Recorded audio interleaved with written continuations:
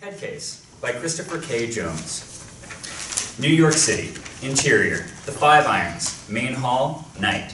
Exclusive Players Club disguised as an upscale modern speakeasy. Plush wingback chairs and chaise lounge furnish the establishment. The lighting is dim and cozy. The clientele is upper class, noshing on delicacies. Mr. Davidson, 48, looks at his hand, puts all his chips in, but loses. Immediately, two men approach him. One puts a large hand on his shoulder. Mr. Davidson obligingly stands and goes with the men quietly. Interior, the Five Irons. Players' room, night. A few men play a civilized game of high-stakes poker. The Mets play on the big screen TV in the background. Andrew Beck, early 40s, classic good looks, is a professional sports psychologist. He is impetuous by nature, but a good man. He is haunted by his demons. Cedar 10, raise you another 10. Call. 2 pair, jack high. 3 of a kind, aces. Fuck. How'd you know? Andrew sees Mr. Davidson being walked out by 2 men. Well, at least my Mets will win tonight. Cortez will choke. You're crazy. He's untouchable. Double or nothing on my 50K? Don't bet on the sports. Interior, the Five Irons, main hall, night. Fergus McKenzie, early 50s, Scottish, imposing stature. He's sophisticated yet streetwise and is the proprietor of the Five Irons. He's a well-polished savage. Lorry James walks over to him. She's early 30s, Fergus's confidant and protege. She is a beauty and formidable in her own right. Lorry whispers in Fergus's ear. Exterior, alley, night. Mr. Davidson, beaten and bloody, takes another blow to the face. He is held up by henchman number 1 and henchman number 2. Arnold, a 300-pound enforcer, raises his fist ready to strike Mr. Davidson for a final blow. Stop the madness! Fergus steadies Davidson. He brushes off Davidson's shoulders and straightens his blood-soaked tie. Mr. Davidson, I do apologize for the way my men have treated you. Fergus takes out his handkerchief and wipes the blood of Davidson's face. They get a little carried away sometimes. Davidson mumbles something inaudible. I didn't quite hear that. Mr. Davidson tries again. Oi, Arnold, you giant fuck. Look what you did to the man. Sorry, one more time, mate. I'll get your money. Good man. Fergus starts to walk away, and then turns back. But, if you don't mind, there's just one thing bothering me. Arnold, what were the very specific instructions I gave you? I was supposed to remind him 3 times about his debt? That's not what I said. I said, tell Mr. Davidson about the 3 reminders. Lorry, what are the 3 reminders? Up, over, straight. Correct. Now, Arnold, look here. Fergus goes over to Mr. Davidson. Fergus holds Davidson's chin gently and turns it right to left. You clearly went over, then straight. But this is how you treat degenerate fucking gamblers. Up! Fergus lands an uppercut. The word 5 is tattooed on his right-hand fingers. Over! He hits him with a left cross. The word iron is tattooed on his left-hand fingers. Blood erupts all over the front of Arnold's white shirt. Straight! Fergus hits him square in the nose, shattering it. Mr. Davidson collapses onto the pavement. That's the last fucking time I teach you about the 3 reminders. Capiche? Arnold nods. Now get him cleaned up and take him home. Fergus notices a drop of blood on his white tie. My favorite tie. Fergus strides back to the unconscious Davidson. You ruined my favorite tie. Fergus begins stomping on his head. Davidson's skull cracks and blood sprays everywhere. Fergus rips his tie off, throws it at one of his men. He wipes his feet and walks off. What the fuck am I supposed to do now? His head's in fucking pieces. Deal with it. Interior, Five Irons kitchen, night. Fergus enters an impeccably clean stainless steel white kitchen. He has blood on his face. Manuel Ortega, 49, is the executive chef. He is humble and submissive. He stirs the sauce. Fergus walks over to the pot and inhales the aroma. May I? Manuel nods and raises a wooden spoon to Fergus's mouth. He tastes the sauce. You never disappoint. Thank you, boss. Manuel hands Fergus a kitchen towel. Manuel points to Fergus's face. Fergus wipes the blood off. How's your boy, mate? He will never play soccer again, but his legs are healing. He'll be fine. He's a tough lad. Tell him to come see me. I'll get him some work. Interior, 5 irons, night. Andrew watches the Mets on the big screen. In the game, the catcher walks out to the pitcher. 1 out shy of bringing this one home. The TV shows the Mets bench, and the focus is on pitcher John Palmer, early 20s, relaxed and talking to the coach. Fergus, sans his tie, approaches the back of the couch. John Palmer having a breakout season. He has really turned his life around. Andrew grins. You're doing? Thought a tie was mandatory. On TV, Cortez pitches and the next batter hits a walk-off home run, and the Mets lose. Motherfucker. Andrew gives a smug smile. Well, I think I'll hit the showers. Good night, gentlemen. Andrew gets up and leaves. Fergus watches him go. Interior, 5 irons cashier's booth, night. A well-dressed man sits behind an elegant cashier's booth. Andrew puts his chips on the counter. Lorry approaches. Have a good night. It was okay, Like all streets, it will end. but not tonight. He discreetly puts a $1,000 chip in her hand. I told you, I don't work for tips. You run the players list. Call it a fee. Andrew walks away. Lorry slides the chip to the cashier. Put it with the rest. Interior, Andrew's office, day. Andrew sits in his leather chair, listening intently to John Palmer, Mets pitcher, 23, a recovering addict, still shaken, but earnest. Everyone in the stadium last night knew Cortez was going to screw the pooch on that one. Damn, I hate that feeling. Rather get punched in the face than give up a walk-off homer. You know, when I was high, it didn't bother me. Nothing did. Now that I'm clean and my ERA rocks, I'm scared shitless. Why is that? That's what I pay you for. Andrew stares at him. I'm getting the Doc Beck stare. I hate that. I know, I gotta dig deeper. What's the fear really about? I don't want to get that look. The one I get when I'm disappointed in him. Who? Mickey Callaway? God, no. I don't give a fuck what Skipper thinks. My dad. Your father's dead. Yeah, but I still see him. Right behind home plate with his score pad and notes. Critiquing my grip on the ball, my wind-up every damn pitch. I know you know what it's like. This lands unexpectedly on Andrew. He looks at his phone on his notepad, 12:20. Time's up. John looks at his watch. You giving me the hook, Doc? You did good work today. Andrew reaches over for a fist bump. John obliges. Good luck tonight. I'll be watching. Interior, outer office, day. Gina Perez, late 20s, Andrew's personal assistant, a former co-captain of World Cup soccer team. She is energetic, a lesbian, and despite her magnetic personality, she is tough to read. She connects with the clients on a personal level. See you next week, Gina. Give them that nasty shit tonight. Interior, Andrew's office, day. Andrew stares at his putter. He picks it up and walks to the putting green in his office. He sets up to putt. Focus. Get your head in the game. Andrew takes a slow stroke and he hits the ball down the artificial grass green. Flashback. Exterior golf course, day. The ball rolls into the hole. Ted Beck, 60s, Andrew's father, retired golf champion and still a fan favorite. He's charming, charismatic, but egocentric and selfish. Drive for show, putt for dough. Pay up, boy. Andrew pulls a $20 bill and hands it to him. 3 putts will kill you. That's always been your problem. When it comes down to the important moment, you choke. Lots of golf left to play, Dad.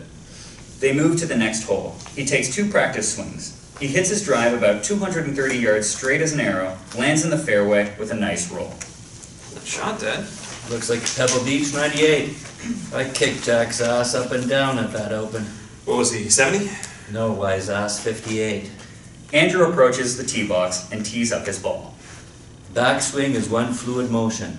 You muscle the crap out of the ball. Andrew doesn't take a practice swing and rips the ball off the tee landing 30 yards ahead of Ted's ball and keeps rolling straight another 20. Oh, no. I muscled it again. Andrew. Back to present. Interior, Andrew's office, day. We need to go over the schedule for tomorrow. Andrew is confused. Remember, I'm taking tomorrow off. What? It's in the calendar. Andrew tries to recall. I have to take Clara Ann to get her Gone with the Goddamn Wind wedding dress. Fuck me. I played for the other team. Gina walks out. Andrew looks wedding to-do list. He gets a text. Sandra, please go through the guest list. Need to make decisions tonight. Kiss emoji. Andrew picks up the phone. Interior, Dr. Marcus Carr's office, examination room, day. Dr. Marcus Carr, mid-30s, is a rock star pediatrician. He's Andrew's best friend. Marcus is loyal, passionate, can be a little full of himself, but leads with his heart. In the examination room is a small, frail-looking boy, Avery, 8. His mother and father sit anxiously.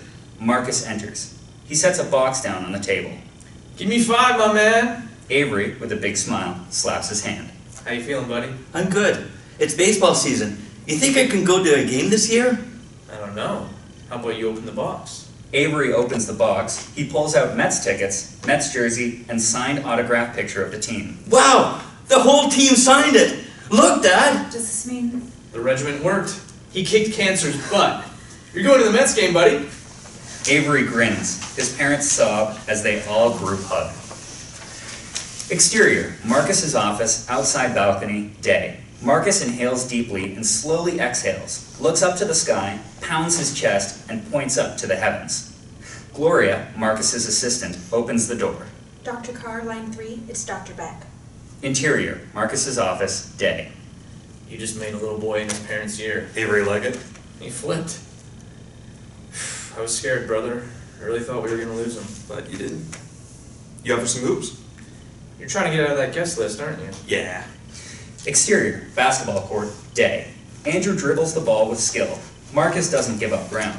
Andrew head fakes, pulls up a shot with good form, but airballs it. The ball bounces away. We suck at this game. Why do we play basketball again? Because I can't hit a curveball, and all your golf balls do is curve. Exterior, basketball court bench, day. You're really off today. I'm always off. Nah, you usually at least hit the rim. Sandra's driving me nuts with these wedding details, flowers. Yes, the little fucking things that go on the table. Centerpieces. You dick. You know, a nice nosegay of white roses are all the rage this year. Andrew flips him off. I'm messing with you. What's up, man? Life. Shit. A patient was talking about his dad today, and it brought up a lot of stuff. About you and your dad?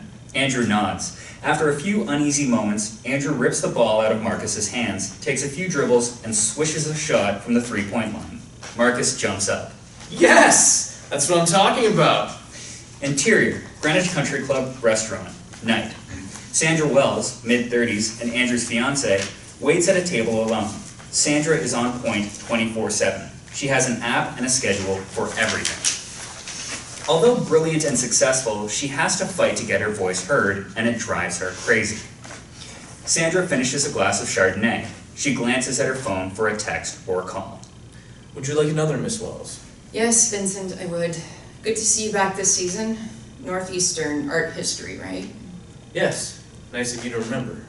I'll be right back with your Chardonnay. Phone rings. Wells Public Relations. Sandra, is that you? Hello, Janice. Yes, it's me. I thought I'd get your message service. The after-hour calls roll over to my cell. That's why Wells is my PR firm. So, do you have the press release for the roof collapse at the Tower building? Sent it an hour ago. Didn't you get it? Andrew approaches Sandra and gives her a peck on the cheek. Crap, here it is. I missed it. You're a lifesaver. That's what I do. Save lives. Talk to you tomorrow. She hangs up. You're late. 5 minutes? 12. Sorry.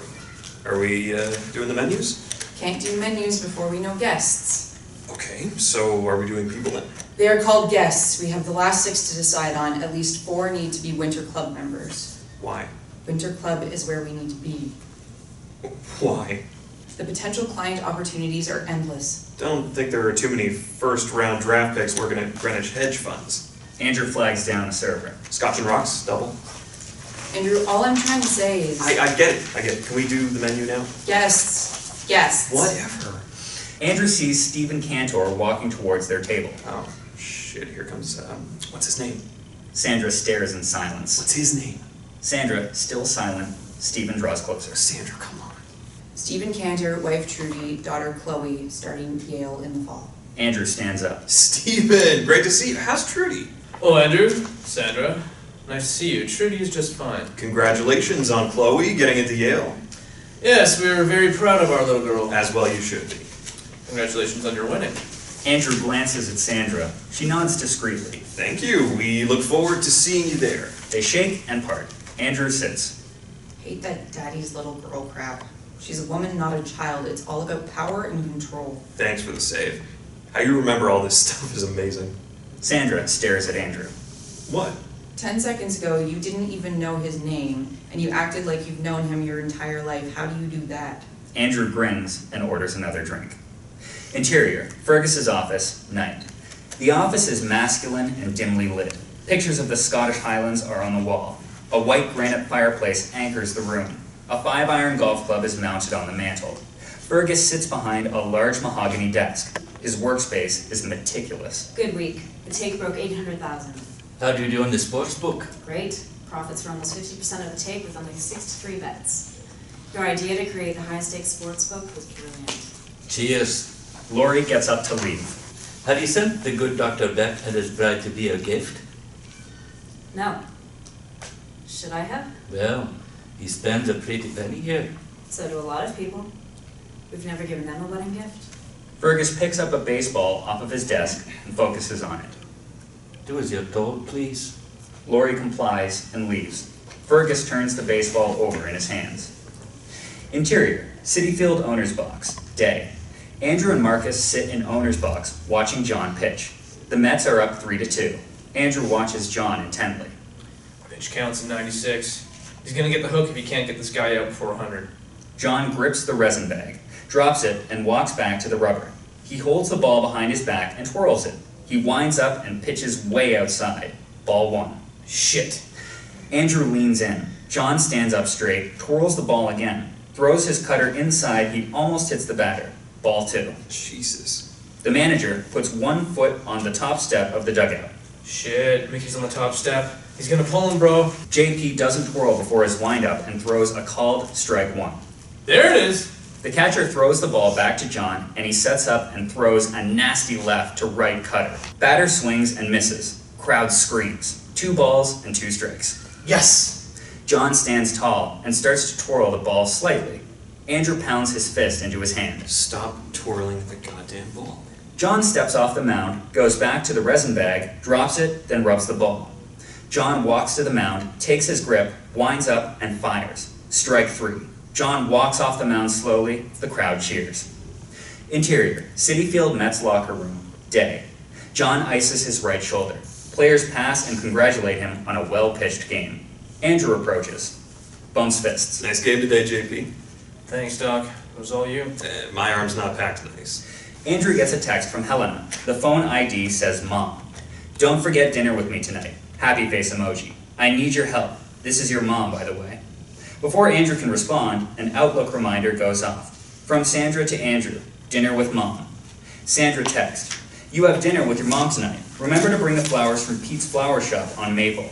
I ordered arrangement number 5. It has the... Andrew deletes the text. Exterior, Ted and Helena Beck's home. Greenwich, Connecticut. Day. Beautiful French country estate. The grounds are warm and pristine. Andrew pulls up to the house. He does not have the bouquet of flowers. Interior, foyer, day. A warm and inviting foyer. Family photos adorn the wall. Andrew stares at one picture in particular. It's of Ted and a young Andrew. Andrew holds a golf trophy, and Ted smiles proudly. Helena and Andrew's older brother Brandon, looking down at the ground, are in the distance. In the middle of the wall, there is a noticeable picture missing. Interior, parlor, day. Helena, mid-60s, attractive, energetic, and lovely to be around. She brightens any room. Andrew enters. Her back is to him. She paints her own rendition of the photo that is missing in the foyer, known as the putt. It is of a famous Sports Illustrated cover of Ted pointing to the crowd and the entire crowd pointing back after Ted makes the putt that clinches the 1988 Masters Championship. Flashback. Interior, Augusta National Golf Club. Clubhouse, day. Ted wears his green Masters jacket. He is surrounded by cameramen, sportscasters, photographers, and the like. Ted is being interviewed by Jim Nance. Ted, this has got to be the crowning moment of your career. It is, Jim. But first I have to thank all the fans. Their support was inspiring. We love you, Ted. Love you too. You're the best. You played with a fearlessness today. I did. You going for it on the 12th at Eamon Corner was a risky move with only a one-stroke lead. Well, Jim, you either believe you can make the shot, or you believe you can't. Either way, you're right. It's all in the head. A teenage Andrew is with Helena and older brother Brandon. Andrew is somewhat distracted by all the fanfare, but something about what his father just said lands on him. So what's next for Ted Beck? Well, I'll tell you what. Ted motions his sons forward. Brandon, all smiles, starts to take a step towards Ted. Ted shakes his head and points to Andrew. Helena gently pulls Brandon back into her arms. She nudges Andrew forward. Andrew reluctantly walks out to Ted.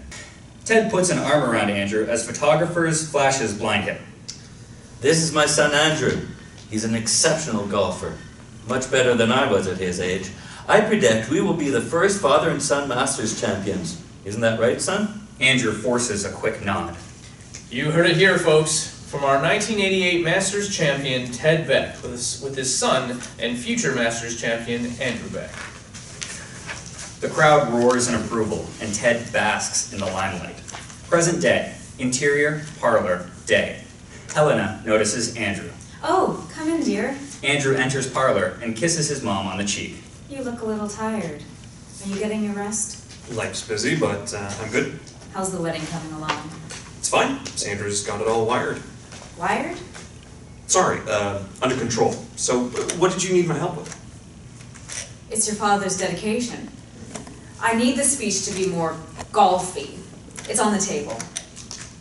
Why are you painting that? The club asked me to paint a portrait of your father's finest moment. Yeah, that's about right. Dad's finest moment is about his fans and not his family. He saw greatness in you, my darling. Brandon, mid-40s. He grew up living in Andrew's shadow. Walks into the parlor, having overheard Helena's comment. Hey. Hey, Brandon, how you doing? I'm alright. It looks good, Mom. How are Jennifer and the kids? They're all fine. Robert made the travel team. He's starting. And he's only 9. Wow, that's great. Damn straight. As long as Robert's having fun. Yeah, he's not you. Helena glances up to Andrew. So, Mom, where's the speech? It's on the table. Andrew's cell phone dings with a text message. Can you get it back to me by Monday? Andrew reaches for his phone. Text goes off again, then 2 task reminder pings. Jesus Christ. Did you hear me? Andrew puts the speech in his jacket pocket. Yes, I'll work on it tomorrow. I have to run. Andrew approaches Helena and kisses her on the cheek. Good to see you, Brandon. You too. Exterior, Helena's home. Circular driveway, day. Andrew staring at his phone. Outlook reminder. Pick up flowers for Mom from Keats Flowers, 65 Maple Avenue, Greenwich, Connecticut. Overdue task. Choose final guests. Brandon walks up to him. You know, you could have been more supportive about Dad's dedication. Andrew scrolls through several texts and he selects the one from Lorry. Lorry, high stakes game tonight. You in? Andrew, on my way. Scrolls to text from Sandra. Sandra, did she like the flowers? You're like a teenager with that thing. Just busy. Don't forget she needs the dedication back on Monday. Andrew nods while he types. Andrew replies to the text. Why? As in, yes. Sandra, see you soon. Andrew, need to go to the city. Client emergency. Don't wait up. TTYL. Andrew gets in his car. Hey, little bro. No texting and driving. I don't want to have to go to court and have to defend your sorry ass. Always looking out for me. Thanks, bro. Andrew pulls out of the driveway. Interior, 5 Irons lobby. Night. Andrew strolls through the entrance. Lorry greets Andrew. She motions for him to follow her. He wants to see you. Interior, 5 Irons hallway. Night. Lorry leads Andrew down a dimly lit hallway. What's this about? Lorry gives him a coy smile. She knocks on the red oak double door. Enter! Interior, 5 Irons, Fergus's office. Night. Fergus's office is dimly lit, except for a banker's desk lamp, which illuminates his desk. Have a seat, mate. I have something for you. Andrew sits. Fergus slides a Tiffany blue package with an elegantly tied bow across the desk. Congratulations. For what? You're getting married, right? Oh, yes, that. Thank you, very generous of you. Andrew picks up the gift, unsure of where to put it. Where are you having it? Andrew, distracted, puts the gift on a table beside him. Greenwich Country Club. Very posh. How many guests? I don't know. Sandra is handling most of the details. A woman's work is never done. Yes, she reminds me every day. They both try. You ever been married? No. What? A charmer like you? I'm what you would call an acquired taste. You love her? This catches Andrew off guard. I'm marrying her. Aye, but do you love her? Of course. That's good, mate. I'd rather wait an eternity for the right one than devote a lifetime to a marriage of convenience. I agree. Door knocks. Lorry pokes her head in. The game is about to start. Nice chatting with you, Doctor. You too. Andrew gets up and walks out with Lorry. Fergus stares at the gift still sitting on the table. Interior, gambling room, night. Andrew sits at the table with the other players. All of them have folded except for one. The pot has over $200,000 in chips. The player is dressed immaculately. Everything seems to have purpose and placement. They are trying to measure each other. Andrew notices the veins in his neck contract, showing fear. Call. 2 pair, 8 high. Nice hand, sir. 3 queens. Player number 2 pounds the table, but then regains composure. Reaches across the table to shake hands. Andrew obliges. The man looks away. Interior, 5 irons, cashier's booth, night. Andrew picks up his personal items, keys, phone, etc. He sees 6 missed calls and texts from Lamar Hayes. Shit. Exterior, 5 irons entrance, night. Andrew walks out, goes to call back Lamar. Andrew? Andrew? Lorry catches up with him. You forgot this. She hands him the Tiffany box. Thanks. You ever been married? No. I don't believe in happily ever after. Who said anything about happily ever after? Then why get married? Good night, Lorry. Andrew starts to walk away. Andrew? Andrew turns. He's playing chess, not checkers. Exterior, 5 irons, night. Andrew's phone vibrates. He answers the phone. Lamar. What the fuck, man? Sorry, on my way. Where are you? At the office, nigga. Interior, Madison Square Garden, night. Lamar Hayes, late 20s, forward on the New York Knicks. He is temperamental, mouthy, and oversensitive to criticism, but a loyal teammate. Andrew walks onto the court where Lamar is shooting foul shots and missing. Where you been, motherfucker? I've been calling you all damn night. It's 3 in the morning, Lamar. What am I doing here? You know Bill Jones? The actor? Yeah, B. I've seen all his movies. He's fucking great. He can do drama, comedy, play a fucked up superhero. Nothing my boy can't do, right? Feeling me on this? Not really. Well, I was at this fundraiser for some shit, and I met his ex-wife, Janice, and we hit it off, right? Shoots ball and misses. Andrew grabs rebound and passes the ball back to Lamar. Normally I'd be all up in that, but Billy's my boy. I ain't feeling too right about that shit. It's got me all fucked up, you know what I'm saying? Shoots another ball and misses. See, look at that weak-ass shit, man. I can't think straight, and I got LeBron coming in here. You gotta fix me, DB. Are you fucking kidding me? You dragged me down here in the middle of the fucking night to discuss your love life? Yeah, that's why I pay you, motherfucker. Andrew kicks the ball into the stands. You don't pay me that much. Andrew starts to turn and walks out. I pay you as much as that drug addict Palmer. Gotsky is both our agents, player. And you know that boy never shuts the fuck up. Andrew keeps walking. Boundaries, dude. Boundaries. Alright, I'm sorry. Come on, man, I'm trying to do the right thing. Andrew stops, clearly frustrated, turns and walks up into Lamar's personal space. Call her. Invite her to dinner at your house. Call your boy Fieri to cook for you. Go top shelf, she'll flip. Don't talk about Bill. Make it all about her, and most importantly, don't fuck her. Silence as the two engage in intense eye-to-eye combat. That's what I'm talking about, B. Damn! Andrew turns and walks away. You the man, DB, you the man! Interior, Andrew's bedroom, morning. Andrew walks quietly into the bedroom. It is just after 4 a.m. Sandra stirs awake. Did I wake you? I've been up. I'm sorry. I said don't wait. Why did you lie to me? I didn't lie. I had to go see Lamar at the garden. He was a goddamn mess. No, before that. What do you mean? I won't be in a marriage based on lies. Andrew, fearful but composed. What are you talking about? You said your mom liked the flowers. Yes, love them. Sandra shows him her phone. Really? They're still ready for pickup. You got me. I totally forgot. I didn't want to hurt your feelings. If you don't want to hurt my feelings, don't let me. You're right. I'm really sorry. Interior, 5 Irons Kitchen, day. Close up on bowl of Manuel's famous tortilla soup. Manuel, thank you so much. This is the best part of my day. It's an old family recipe. Think I could get it from you? Sure, Miss Lorry. Manny? Manuel looks at Lorry.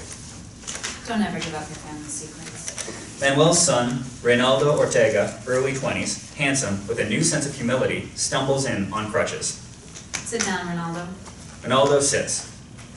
When your leg heals, we have a job for you. Thank you, but I'll be okay. Fergus insists on it. Reynaldo is uneasy. Of course he will accept. Please tell Mr. Fergus he's very kind. My family thanks him. Great. Come back around 6. Fergus will want to speak with you. Interior, panner of bread, day. Sandra stands in a sea of a lunchtime crowd waiting for their orders. She checks the time on her phone. Shit. The name Betty pops up above Sandra's on the order list. Sandra marches to the counter. Excuse me, I was confirmed online for a rapid pickup at 12:05. It's 12:13. I need to go. Sorry, ma'am. It's really busy. It'll be just a few minutes longer. I don't have. Sandra's phone rings. She answers. Mom, can't talk. Interior, Roxanne's office, day. Roxanne Wells, early 60s, Sandra's mother and boss. Charismatic, confident, and loyal, sometimes to her detriment. Looks out of her window, overlooking Central Park. I want you to personally take on the Robbins account. Interior, panner of bread, day. No, I fired them last week. Silence. I know you two go way back, Mom, but Pete Robbins is argumentative, indecisive, and pays his bills late. He's no good for us. Sandra's order is up. She looks at it. It's wrong. They call the next customer, Jack. Sandra stops them. No, Jack, sorry. Fix mine first, then get Jack's. Goes back to the phone. Mom, I'm VP of Client Services. It's my call. Sandra, there's not a better VP in the business. You know that. But it's my firm, so it's my call. Please go to Peter's office tomorrow for the strategy meeting. Okay, sweetheart? I'll be there. Good girl. They hang up. She grabs the bag off the counter and marches out. Interior, Roxanne's office, day. Roxanne turns to Peter Robbins sitting in his office. We're all good, Peter. Interior, office lobby, day. Gina walks in carrying a black garment bag. Sees Vladimir Poplov, early 30s, hockey player. He's brooding and contemplative. Vlad, how long have you been waiting? About 20 minutes. Gina marches into Andrew's office. Interior, Andrew's office, day. Andrew is asleep on his couch. Gina goes over to him, tries to nudge him awake. Andrew, startled and bleary. Lamar or Robbie? Lamar. Okay.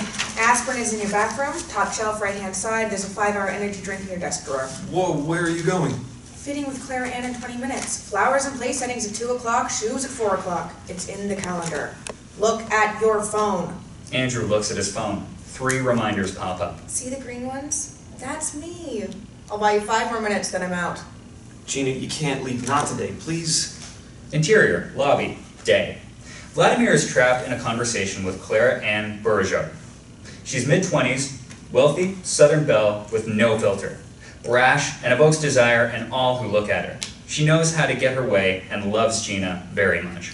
And then I saw it. It looked just like Terrell. You know from Gone with the Wind? Oh, I love that movie. That Scarlett O'Hara, she's just crazy, but I love me some crazy. So just had to have this location as my wedding place. Problem is, they weren't renting, only selling. So that's when I knew I should ask Daddy.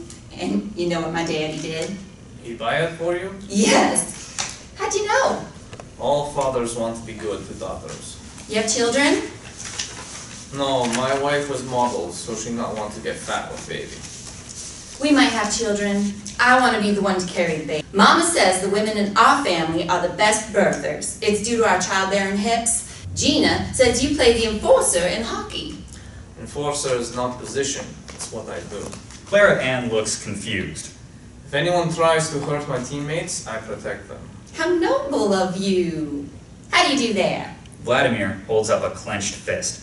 She raises a clenched fist. playfully mimicking him. Ooh, I bet I could take you. Duh, I bet you can. You scare me. Yeah, but you're lucky. I can't skate. What? I teach you, so easy, even baby can do it. Okay, you're wrong. Gina and Andrew enter. Clara Ann, honey, you know you're not supposed to be talking to the clients. It's private. Don't worry, I won't tell anyone about your lesbian wedding and her baby hips. They are something. The best I've ever seen. What's bad news, sugar? What? You only compliment me when you have bad news. Baby, I'm sorry, I can't go. I knew we shouldn't have come here. He needs my help.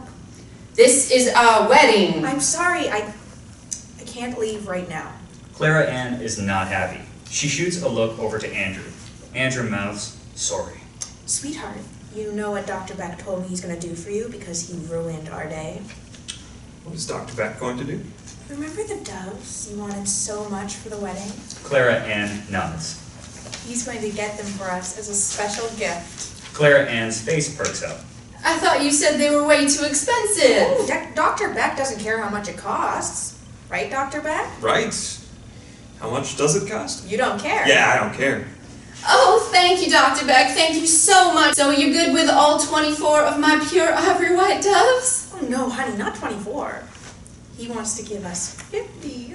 Clara Ann screams, scaring Vlad. She throws her arms around Andrew. Oh my gosh! Thank you, Dr. Beck. It's already my favorite wedding present. What can I say? I'm a giver. I gotta call Daddy. Clara Ann kisses Gina and leaves.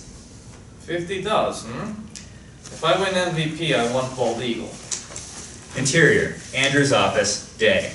Andrew, exhausted from no sleep, is struggling to focus. I don't mean to hit her. I'm tired or in pain and she's just yelling at me all the time. Yeah. And I cannot help myself. I just punch her. That's your wife, Vladimir. I know. I don't want to hit her, but once my water is boiling, it takes a long time to cool down. Listen to me, you cannot hit your wife. Don't let your water boil, no matter what. I know. I feel bad. When you feel that water starting to boil inside you, you need to turn off the stove. Do you hear me? Turn off the stove, Vlad. You cannot hit your wife, no matter what. Duh. I turn off the stove. No more hitting Israenia. Exterior, Central Park, Outer Loop, day. Andrew runs past the point of exhaustion. He stops and dry heaves. Later, Andrew sits on a bench, recovering. He looks over and sees a father pitching baseballs to his son. Andrew hears the crack of a baseball hitting the bat. Flashback. Exterior, Greenwich baseball field, day. Young boy plays baseball. Charlie, a 12-year-old, throws a pitch and a young Andrew hits the ball with a good crack. Nice hit. Thanks. What the hell do you think you're doing? Andrew freezes, breaks his batting stance, and turns towards Ted. A pitch whizzes by. I practiced this morning. Mom said I could play with John and Charlie. I say what's what. I know what it takes to be great. Do you think these boys are going to be great at anything? My dad says I'm pretty good at... Your dad is an idiot. Dad. To be a champion, you need complete focus. You live, you breathe, you eat, you sleep, you dream, golf. Dad, it's just a game. Ted takes Andrew roughly by the nape of the neck. Andrew, humiliated, looks back at the boys. Charlie gives a sympathetic wave. Back to the present. Exterior, Central Park, Outer Loop, day. Andrew watches father and son pitch and hit. Interior, Fergus's office, night. Knock on door. Ronaldo, on crutches, hobbles in. Ah, Ronaldo, come in, my boy. Sit down. Ronaldo sits. I heard the good news. I'm very pleased you'll be joining our family. You can start as soon as you get the cast off. Thank you, sir. I think it will be about 6 weeks. Nonsense, boy. 3 weeks tops. The breaks were clean. I made sure of it. Interior, Manhattan Sports Bar, night. Marcus and Govinda sit at a table. Govinda, Marcus's wife, early 30s, genius physicist from Trinidad. She is warm, loving, equal parts wonder and wisdom. She balances her love of science with an emotive heart. Andrew and Sandra arrive. Marcus and Govinda get up to give hugs. Sorry we are so late. Nonsense. City, 15-minute rule. They sit. Is Lamar going to choke against LeBron tonight? Nope, he's gonna bring it. I don't know. You never know which Lamar is going to show up. Superstar Lamar or Goat Meat Lamar? I know exactly which Lamar is going to show up. Marcus scoffs. It's all about predictability. If you study a person long enough, you can predict anything that they'll do. Come on now. All you need is to watch. Pay attention to details. Can we not spend the night talking about sports, please? That would be nice. You got it, baby.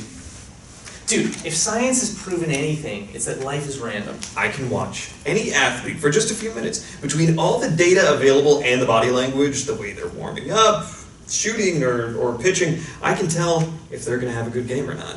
Bro, no way. You can't predict when Lamar is going to swish versus an air ball. It's just way too random. Not random, sweetie, chaotic. What's the difference? Govinda looks over to a hurt Sandra. Why don't we just order the food? Sandra, what do you think is good here? It's okay, Govinda. They're not gonna let it rest. Continue. Random events and chaotic events are completely different. How so? Govinda opens the menu and faces it towards Sandra. Sandra, point out what you think Andrew is going to pick for dinner.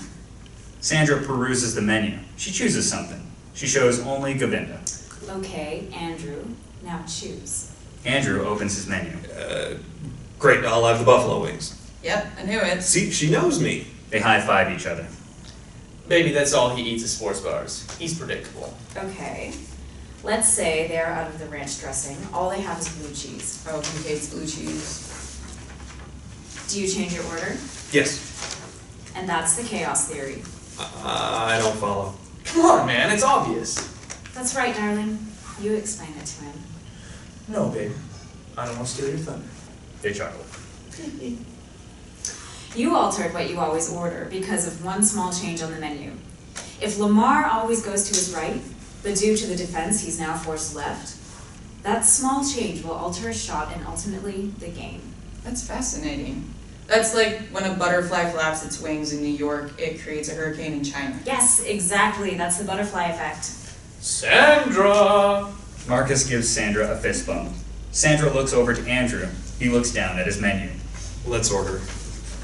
Interior, ladies' restroom, night. Sandra and Govinda freshen up. You okay? Yep. Yes. Thank you. You were really something back there. You got exactly what I was talking about. Andrew doesn't think so. Is that important to you? Isn't Marcus's opinion of you important? Yes. How's the wedding planning going? Oh, so much to do, so little time. We had a small wedding on the beach near my home in Trinidad. Oh, simple and beautiful, I bet. It was. I would take that in a heartbeat right about now. What's stopping you? Nothing, just all the vendors who have all our deposits. It's just money then? No, it's more than that. It's what's expected of us. How so? You know what? I was just venting. It's all good. Sandra quickly gathers her things. We should be back to the table. Interior, Manhattan Sports Bar. Night. Andrew and Marcus watch the Knicks play the Cavaliers on TV. Lamar Hayes is playing like a man possessed. He definitely ate his Wheaties today. Hayes has totally shut down LeBron James. Drop-dead gorgeous girl walks by with tight purple NYU t-shirt, a size too small. They didn't look like that at Berkeley. No. We had to go to Mexico to get that. Oh shit, remember when we went to Cancun? What we did to pay for that trip? Oh man, you card-sharked every physics and microbiologist major on campus. Living on ramen noodles, but in Cancun, our sorry asses stayed at the Ritz-Carlton, sleeping in 800 thread count sheets. Brother, we didn't do much sleeping. Go big or go home. You know what I'm saying? They fist bump. Come on, Pop Love, you big pussy, fight back! Andrew looks up. The hockey game is on. Vladimir is in a fight. He's eating punch after punch, not fighting back. Poplov catching the beating of his life. Why is he not defending himself? I don't know who this is, Larry. I've never seen him lose a fight. Vladimir catches an uppercut. His head jerks back and body falls, his head hitting the ice. His head bounced off the ice. That can't be good. Shit, no. Andrew bolts out of the restaurant. Interior, hospital for special surgery. Hallway, night. Andrew rushes down the hallway looking for Vlad's room. Dr. Lisa Callahan, New York Rangers team doctor, walks out of the room. He races over to her. Dr. Callahan, is he alright? He's resting. Pretty bad concussion and some nasty contusions, but no face fractures. He'll be okay. Can I see him? Yes. His wife is in there. Interior, Vlad's hospital room, night. Irina Poplov, late 20s, Russian former supermodel. She has a bandage above her puffy, bruised eye. Andrew walks up and approaches Irina. How's he doing? How are you doing? She moves towards him. He opens his arms to hug her, and she slaps him. What did you do to him? What are you talking about? He keeps saying he turns off stove, no more hitting, and now look at him. You did this. Andrew takes her by the arm and ushers her out to the hallway. Interior, hospital for special surgery hallway, night. Get hands off me, asshole! You fix what you did to him. Fix it? You got 9 stitches in your head. You're lucky you're not the one punched to shit. You think I've never been hit before? Andrew is dumbfounded. I want to be a hockey player's wife, not wife of lump of shit. You fix his head. Make him angry, make him badass again. Don't fuck with our life. Interior, hospital hallway, night. Andrew gets a call. Rangers GM Riley Asherton, 56, needs a playoff victory to move into a GM position for another team. Will do whatever it takes. Intercut. What the fuck, Beck? One session with you and he goes from swinging dick to pussy? Riley, let me explain. I don't give a fuck. Whatever you did to neuter him, undo it. I got it. You're supposed to be this rock star psychologist. You can forget being the keynote speaker at the SPP. What? No, we had a deal. And I needed Vlad playoff ready. Hangs up. Interior, 5 Irons gambling room, night. Andrew sits at the poker table. He is losing. His head is not in the game. Dr. Beck, do you want a card? Andrew stares at his cards. He holds queen and a 6. Dr. Beck? Hit me. Dealer draws an 8. Andrew busts and loses. He feels a hand on his shoulder. You're done, mate. Come with me. Interior, Fergus's office, night. Sit down, mate. Can I get you a drink? Scotch rocks. Ah, well, you come to the right place for that. Got something special for you. Fergus reaches in his desk, pulls out a bottle wrapped in tartan, puts it on the desk. The bottle looks like it has a story behind it. Aye, that it does. The bottle is one of 4 left from my village in Scotland. I take only a few sips a year. And why is that? Fergus pours 2 drinks. I only take a drink whenever I make a choice that will change me forever. The minute you sat down tonight, I saw that you are not the same man I've come to know. Who's that? The man that lives in the shadow. This lands on Andrew. Andrew takes the glass and looks at it. No rocks? Sorry, mate. We drink this, right? To symbolize our choices are never to be watered down. Andrew and Fergus hold up their drinks. To cause and effect. They drink. Gorgeous club. Antique, right? Aye. That 5 iron has been in my family for 3 generations. Never use it? Aye. I beat my dad to death with it. Andrew is taken aback and speechless. My father was the meanest son of a bitch that ever lived. He was a drunk. He came home late one night and his supper was cold. Somehow that was my mum's fault. So he squared off and punched her in the face. I'll never forget the sound of that thud when she hit the ground. The fucker kept punching her. Me brother and I jumped in front of the fucking maniac to protect me mum. He took his belt off and he whipped us until we bled. Bastard exhausted himself and passed out on the floor. My brother was crying. I said, "Don't let that bastard see you cry, otherwise he'll keep beating you." He asked me if father had killed mom. I said, "Nah, not this time." This had to end. So, I took the first club I could out of the old man's golf bag and whacked his head as hard as I could with that 5 iron until his brains scattered all over the floor. He never bothered us again. Andrew takes a drink. I've never told anyone that story. I almost killed a man today. I gave bad advice to one of my patients. I told him not to punch his wife anymore. Sounds like good advice to me, mate. I missed to tell him. I may have cost him his career. You did the right thing. Words have power. Andrew takes it in. Fergus finishes his scotch. Interior, Andrew's bedroom, morning. Andrew walks in quietly. He gets undressed, trying not to wake Sandra. How's Vlad? Oh, sorry, babe, did I wake you? I haven't been to sleep yet. He's got a concussion. Asherton ripped me a new one. If Vlad misses the playoff, I lose the keynote. So what, I'll find you 5 more speaking engagements right now. She picks up her phone, starts typing.